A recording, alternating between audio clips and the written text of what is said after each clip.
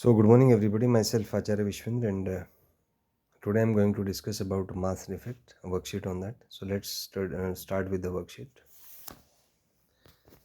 So here is the worksheet on mass defect. So the first question is mass energy equivalences. So mass energy equivalences is equals to mc square, where m is the mass, c is the speed of light in vacuum, and E is the energy corresponding to that particular mass. Next question is graph between E and M. So as you can see that E is proportional to M, so the graph will be a straight line. And let's suppose the slope angle is theta. So we can say that tan theta will be E by M. So E is equals to mc square. So we get tan theta is equals to c square. Next question is what is energy corresponding to 1 kg mass? So using E is equals to mc square, M is 1 and C is 3 into 10 is to power 8. We get 9 into 10 is to power 16 joule. Next is energy corresponding to 1 gram mass. So using ms 10 is to power minus 3, because SI unit is kg, so you have to convert gram into kg. So after solving this, you have 9 into 10 is to power 13 joule. Next is energy corresponding to 1 milligram. So 1 milligram means 10 is to power minus 6 kg. So after solving, we have 9 into 10 is to power 10 joule. Next is energy corresponding to 1 microgram. So 1 microgram means 10 is to power minus 9 kg. So after solving, we have 9 into 10 is to power 7 joule. Next is energy corresponding to 1 AMU. So 1 AMU means 1.67 into 10 is to power minus 27 kg. And if we convert that into electron volt, we have 931.5 mega electron volt as energy corresponding to 1 AMU. Next is energy corresponding to electron. So electron is having a mass of 9.1 into 10 is to power minus 31 kg. So if you convert that into energy, it comes out to be about 0.51 mega electron volt. Next is energy corresponding to proton. So it is about 938.37 mega electron volt. And for neutron, it's about 939.565 mega electron volt. Then is what is mass defect for ZXA. So mass defect is basically mass of nucleons minus the mass of nucleus. Next is what is binding energy. So binding energy is delta M into C square. Next is what is binding energy per nucleon. So it is delta E by A. So which is delta mc square by A. Next is we are being given a graph of binding energy per nucleon. So the question is binding energy per nucleon is maximum for. So it is maximum for iron 56.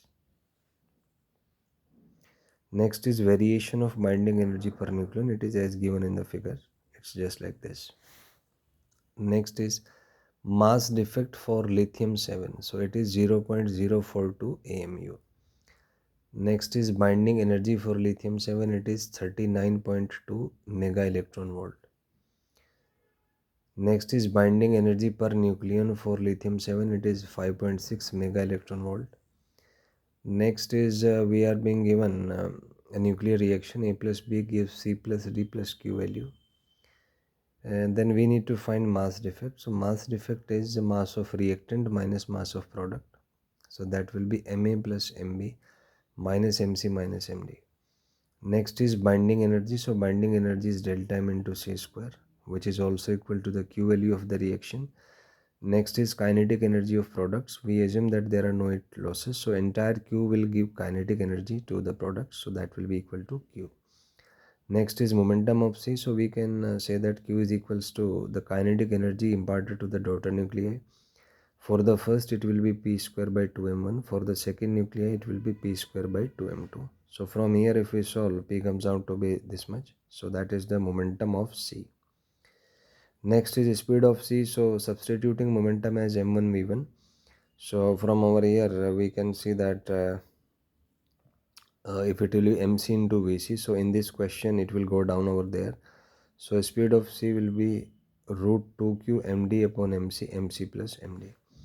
Similarly, if we calculate speed of D, it will be root 2q mc upon md into mc plus md. Next, if we calculate kinetic energy of C, so using kinetic energy as p square by 2m, so we can say that it will be QMD upon MC plus MD. So you see, these are the basic worksheets, a testing mechanism to check your preparation, that are you able to convert your studies into a pattern which is asked in the competitive exams. As you must be knowing, competition is increasing day by day, and only those students will be able to survive who are optimized, who are updated as per the requirements of the exam. And the requirement is that of a mind brain system which is able to solve problems, which is able to design solution within a limited time, and that is very stressful. Only a few have the guts to stand up to it, and that pressure bearing capacity, or that skill of working within a limited time and generating the output, requires some time. You cannot learn that in a 2-minute program. So the basic idea behind these worksheet is to check yourself, to check your studies, and to adapt as per the requirements of the exam and not as per you like to study. Because human life is an oscillatory motion about two extremes. The first is your comfort zone, the way you like life being, and second is reality, the truth. And you have to manage your frequencies in between the two, because it's never possible in life that everything happens according to you, and it is also not possible that everything is against you. It's the very extreme case, but not generally possible. So generally in life there is a mediocre situation, and you have to adapt to that mediocre situation if you want to survive. So as per take the example of JEE NEET exam, a lot of students appear for them, but success rate is only about 2%. So out of 100 students, only 2 are going to be selected.